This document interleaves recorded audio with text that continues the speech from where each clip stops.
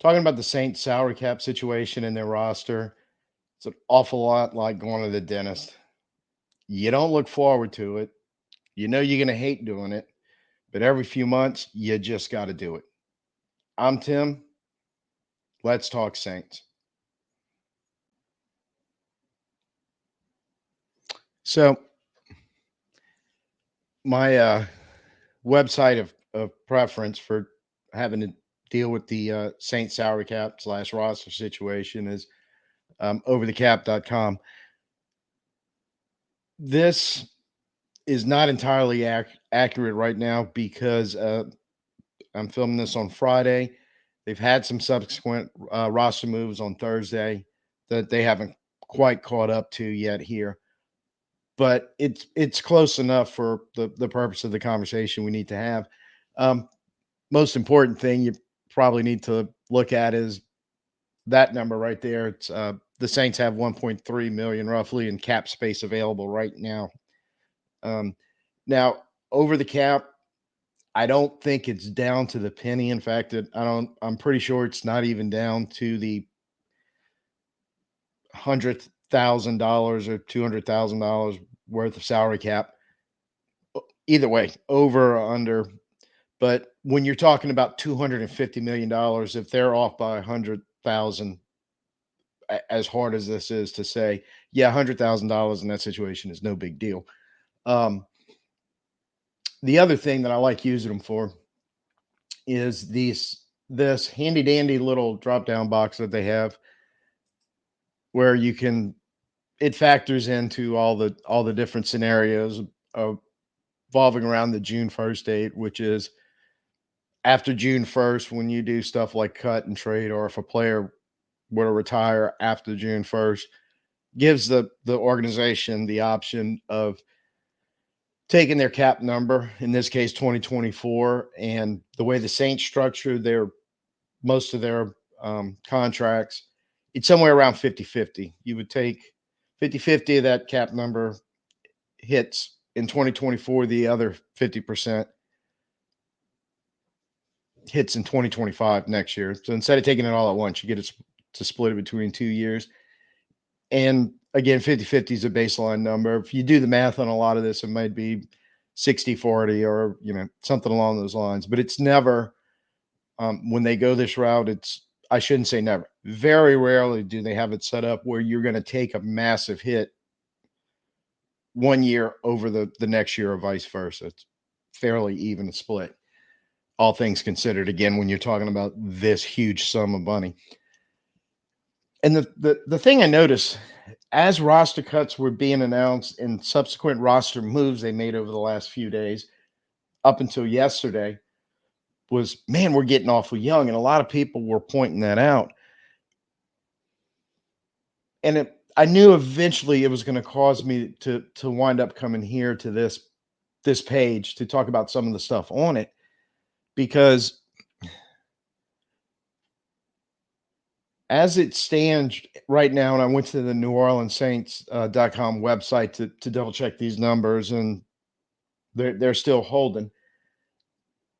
On the 53 active man roster, the Saints have, and they are all down here at the bottom of the list, or most of them are. They have 10 rookies, two what they're calling first year guys, and that's Mims and Orgy, which are basically they've been in the league. Um, this isn't their first year in the actual league, but this is the first time they've been on an active 53. So I think that's why the Saints, instead of calling them rookies, are referring to them as year one, when actually it's technically their rookie year. So I'm not sure why they do that. They distinct that, but they do. But you have, so that gets you to 12. You have 7 second-year players. You have 6 third-year players. Some total of 25 out of your 53. That's basically 50% of your roster right now, a little over a week away from kicking off the first game, are still all under their first year and their first NFL contract, which is typically going to be 4 years. Not a lot of money involved on any of that. You've got a lot of guys on the cheap doing this.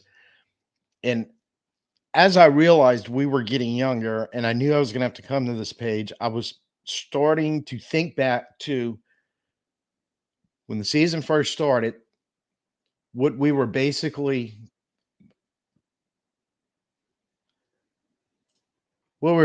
talking about is they were doing a roster reset. Now, 2 years too late. I've discussed that many a times. What they're trying to do now, they should have done. I'll give them 2021, but as soon as Sean retired temporarily and decisions were being made, Drew had already retired. What they're doing now should have happened then. We should be through this process, a la 2 years later, ready to talk about winning. And I mean everything is rebuilding the offensive coaching staff, the whole 9 yards. But part of that too was doing what they're doing. It looks like now with the salary cap, and I kind of thought it was going to be a soft reset, but I think it's based on this right now. It could be a little harder than a soft reset, and it's leading me to believe, and we'll see how this plays out over the first few weeks of the season. Um, we were kind of thinking this was soft reset 1 year shot. I think they're on a 2 year plan. And that's as far as I'm gonna say on that because if it's a 2 year plan, then there's a lot of uncomfortable conversations other than the one we're having right now that's gonna come into play. And I I I just don't want to have those right now.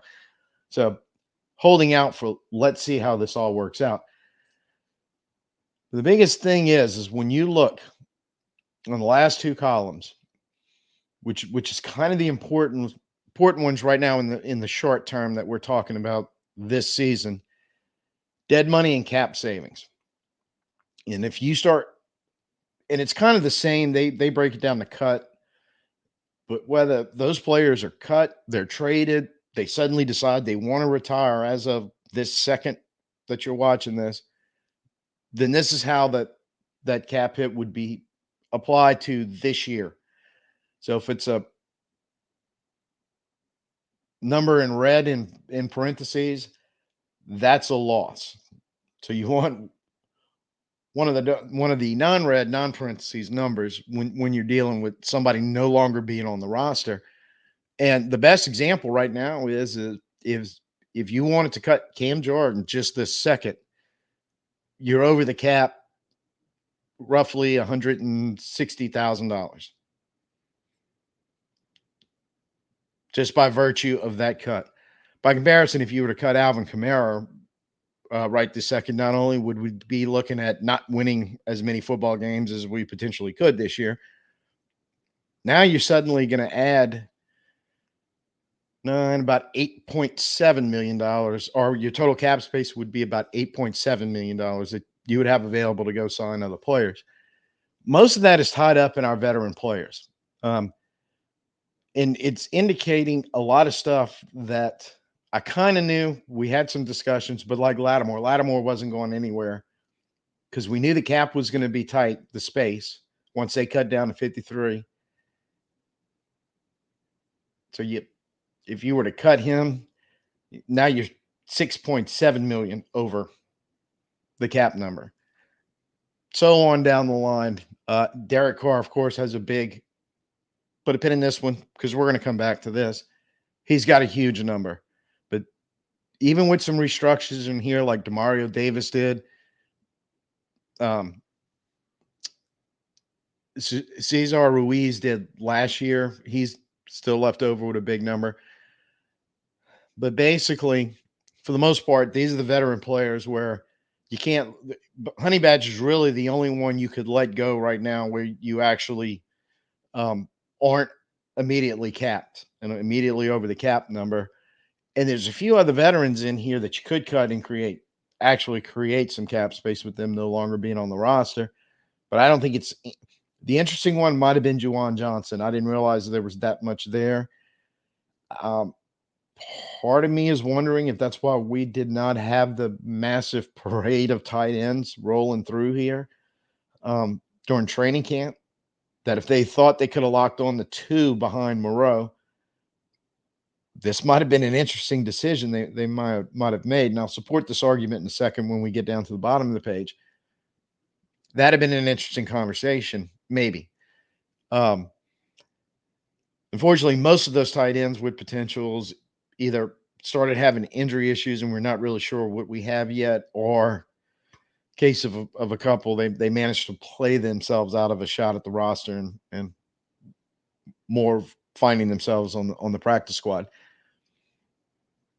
The interesting thing, and I will point this one out, that this one is the one driving me absolutely crazy, is bequeathing that backup or that second round. I can't imagine where he's the actual backup with Mims on the roster to Alvin, but it appears he is. There was no effect on the cap whatsoever if you decided to cut Jamal Williams. So that one I'm going. I just don't understand. Part of this is, and this is where we're going to some players where why are they trying so hard to make this work? Why are they still on the roster? Why weren't they cut? And I was guilty of that because I was very hard in Foskey, and we'll get to him down there in a second. But there's a reason. Um, as it stands right now, and I probably should have said this at the beginning, the Saints, for as bad as they find themselves in these situations, they are pretty good about forecasting out about where they're going to end up at certain points during the point where they have to have the March 15th, roughly that date, where they have to be within cap compliance. They have to be the cap number has to be under the limit set by the league. And when they start having cuts and draft picks and all, and they figure out, they're pretty good about knowing at that point nothing's really going to change other than the numbers changing by virtue of the players they bring in and they release, and like they're pretty good about handling those numbers and kind of knowing where they're going to land on everything. So we knew it was going to be tight. I didn't know how tight until it actually played out, and here we are, 1.3 million over the cap roughly. And now it's starting to factor into Trevor Penning was never going anywhere because they probably had a pretty good idea it was going to be this tight. And 2.6 million the wrong way. So now we have to try to make Trevor Penning work. So use him like you used him all this off season. In this first couple of weeks are probably going to be sort of like what it was the beginning of last season. It's going to be, hey, here's your on the job training / trial. Prove yourself, you get to keep it. If not, I fully expect Ola Udo to end up being the right tackle as it stands right now.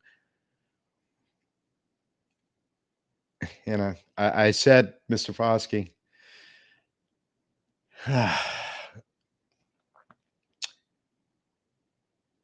if we were to have cut him like I was advocating for, as it stands right now, we'd be about 100,000 over the cap, $100,000, give or take. So all of a sudden, you're in another position where you got to try to make it work because he's going to be here because our numbers are so tight right now.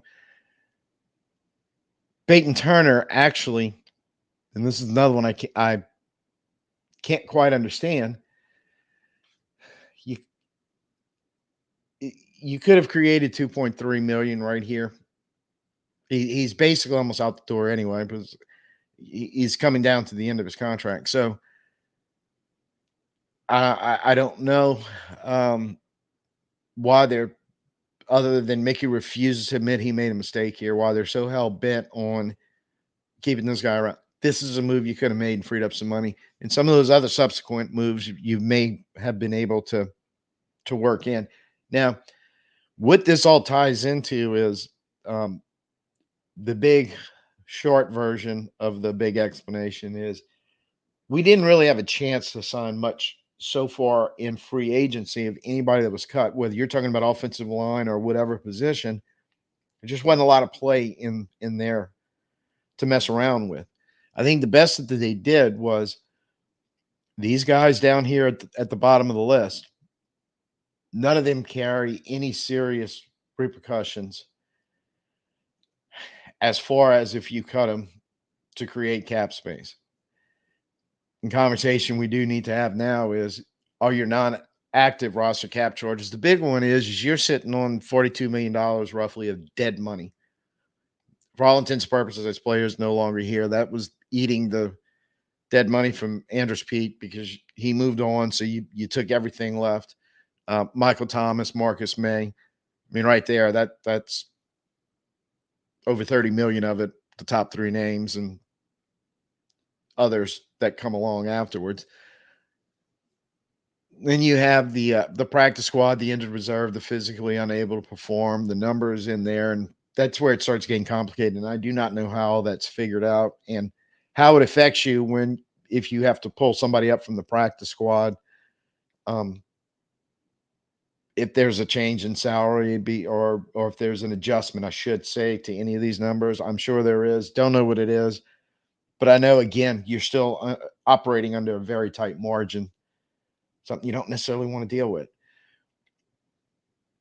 The big thing that just to use an example of certain player by position, well, you're going to use quarterback because it's a very easy one. Another thing that's great about this website is you can pull up the individual players. In this case, Derek Carr, and you can see how the numbers break down by per year. And his contract technically goes all the way to 2029 because of the void years, the ghost years, some people call them, that they use for various reasons for what I love to call their salary cap gymnastics that the front office does. But the big number that you got to look at is when you start looking at the total money still sitting on that contract all the way through 2029 and how now this is not quite accurate because there's going to be adjustments in here in these numbers based on what you do here. And this is one of those things where the more years you start talking about, a lot more complicated it gets, and you end up in some type of black hole of I've been there trying to figure this stuff out.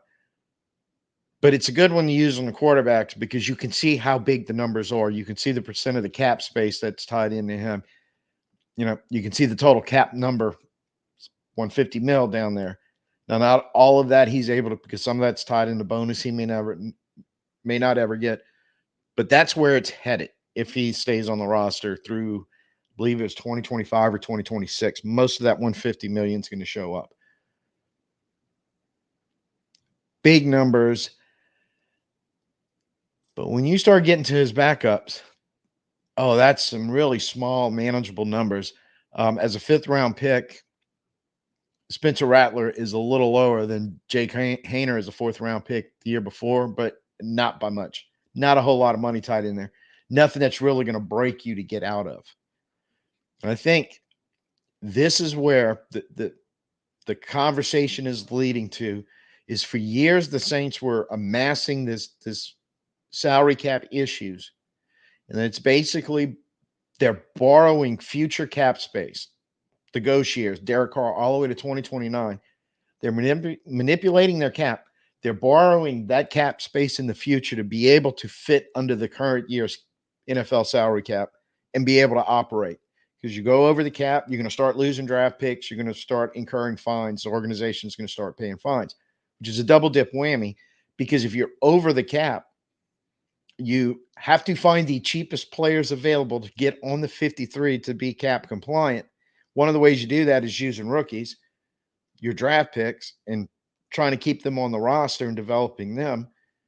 But if they're taking draft picks away from you, now you're basically going to have to start filling up your roster with undrafted free agents. And, you know, it's conceivable where you start in 22, 10 of them will be undrafted free agents because that's just the cheapest that you could get to get you through the problems that would occur if you would violate the NFL cap. So I say all this to say this, and I picked the quarterback specifically because right now in the last few days, you've been hearing a lot of chatter from Saints fans, from Who Dat Nation in general. And I don't know if this is necessarily the majority of them or if this is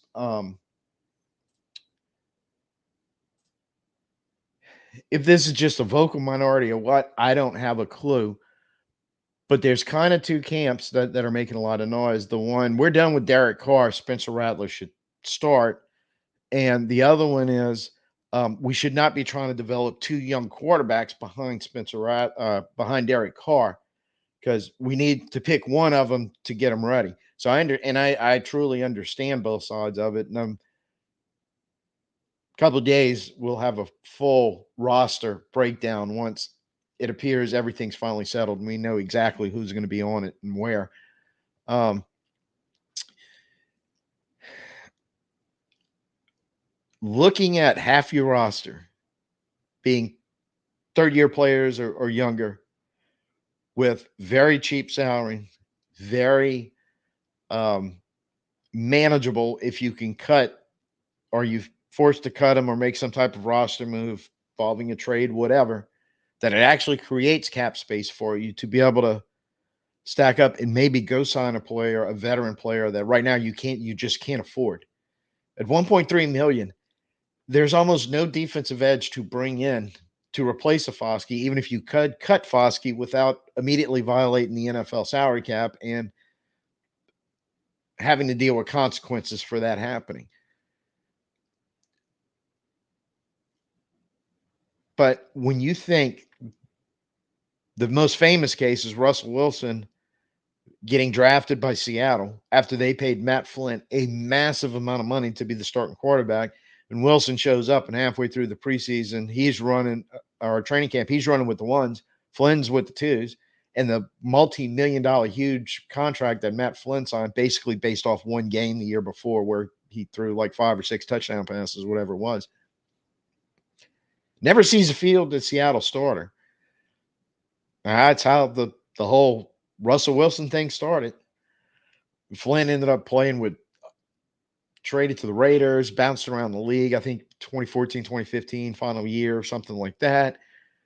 But he got paid a ton of money to never really truly be a starting quarterback for a stretch of his career. So it's amazing. You kind of see the parallel here with Derek Carr and Spencer Rattler and or Jake Haener, depending on how that turns out. And a more recent example would be um, and why, if they can figure out a way to develop both those young quarterbacks, because it has been done, it was done a couple of years ago. See San Francisco and Brock Purdy, third guy, Mr. Irrelevant, last guy taken in the draft, third on the depth chart. Two guys go down, and he stepped right in and, I don't know, just helped lead him to the NFC Championship game that year as a rookie. As a rookie, nobody was counting on. Why not? If even if it is Haener the third one and you going with Rattler, if you can figure out by the way, some of our coaches know some of those guys in Frisco that did that a couple of years ago. If you can figure out a way to do the same thing and keep two guys that have been saying it a long time. I don't think it's going to be this year, but who knows? Either one of them could finally just put it all together and it could be a true statement.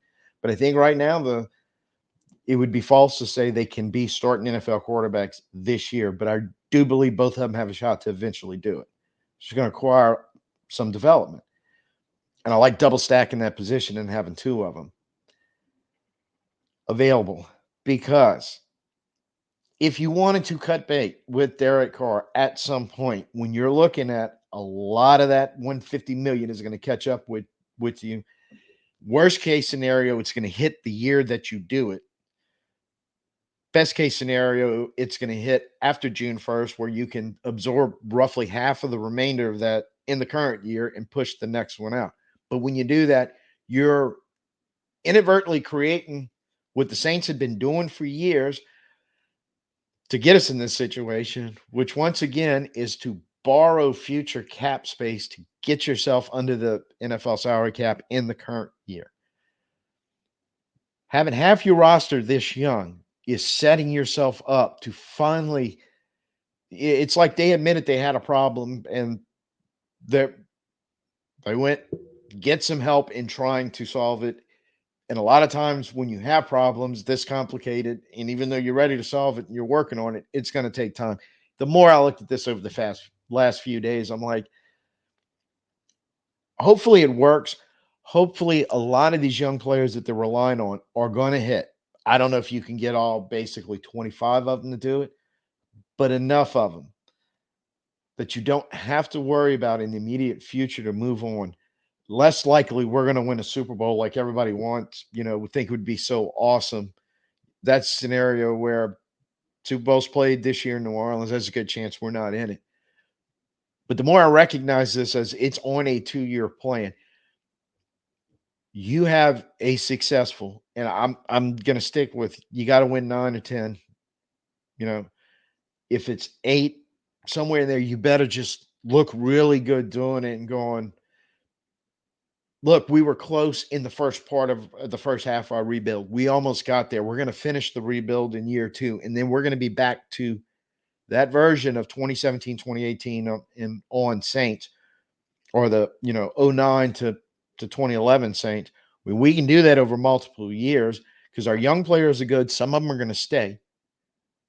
Some of them we're going to move on from, but we've got money to be able to bring in some veterans, and sometimes it won't be high priced guys, but it would be very good veterans that fill a hole.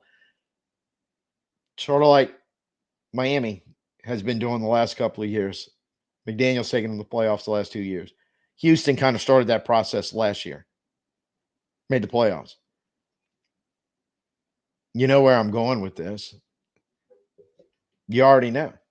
When Shanahan and Lynch showed up in Frisco, this is kind of the plan they implemented. It took them a couple of years, and they kept refining and building it. If you go back and look at their transitions, it's from year to year. It's been a very good mix of bringing in rookies, bringing in veterans, kind of at a discount. I'm gonna use Willie Gay as an example. Bringing in guys like that, getting a year or two or whatever out of them, they kind of have a set limit of the number of years and the amount of money they're paying and everything else. And if you fall into that, we may bring you back. If not, we're going to let you walk because we're going to find the next guy like that to fill the spot. Or we're going to have drafted somebody ready to step up and take it.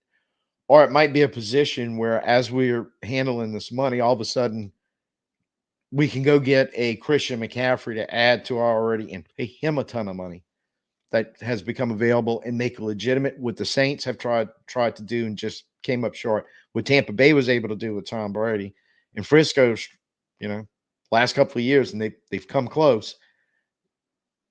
Bring in that one or two guy every year, pay a lot. Frisco's likely to wind up in the same boat we're in now, that Tampa Bay was in, and Tampa Bay kind of took the 2-year reset the roster salary cap plan.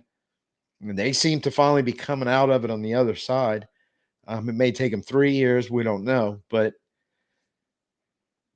I'm glad we finally caught on. And this is the point of all this. This is what it's going to look like, Saints fans, Who Dat Nation. Um, I thought maybe there's a shot we could do it in one, and maybe we can. Maybe we do make the playoffs. I think there's just a lot of things are going to have to go our way for that to be able to happen, and they could. But also at the same time, recognizing it may take 2 years. And what it really boils down to are Saints fans, after what happened to us the last 2 years when this should have been going on, are we going to give the organization the leeway to say, we'll wait another year before you're going to lose us for a long time? So really, it it's going to boil down to how this interaction kind of all works out. And I think that the Saints are trying to give themselves. I mean, I really think the quarterbacks are the best way to explain this. Try to give themselves outs, so to speak, one way or the other, depending what's going to happen. If we've got to move on from Carr early and take the big hit, well, we've got two young guys for a couple of years that aren't going to make anything. It'll help us absorb some of that. But we got to make sure they're both ready to be able to do that because odds are we're going to need both of them at some point. Or you develop those two young guys. Carr wins over the coaching staff, the fans, and everything, and shows, look, in the twilight of my career, I can be. It's happened rarely in the NFL, but all of a sudden you get, a Brad Johnson type guy or somebody like that all of a sudden gets together on the right team and can lead a Super Bowl charge very late in their career. There is the possibility that happened, in which case now you got some trade capital with one of your two young quarterbacks that you've been developing. think what well, he was one of the guys that Brock Purdy took the job from. Think Jimmy Garoppolo, drafted by New England, was the heir apparent to Tom Brady apparently, but that never happened. Winds up in a trade to Frisco. That sort of thing. There's precedent set before in the NFL how this is going to operate. And we're dipping our toe in the water, kind of trying to figure it out. And it's not just quarterback. Probably going to talk a little bit about this when we start breaking down the roster, which is going to be the next video. So this all kind of, again, going to the dentist and finally I sat in the chair and they drilled the tooth and put the cap in. But it kind of had to get to this point because when we start talking specifically about where the roster sits in the next video, yeah, we have to acknowledge the fact that some of those decisions were because of the salary situation, the financial situation. For the longest time, the Saints said, no, man, we make roster moves without worrying about the financial side of it.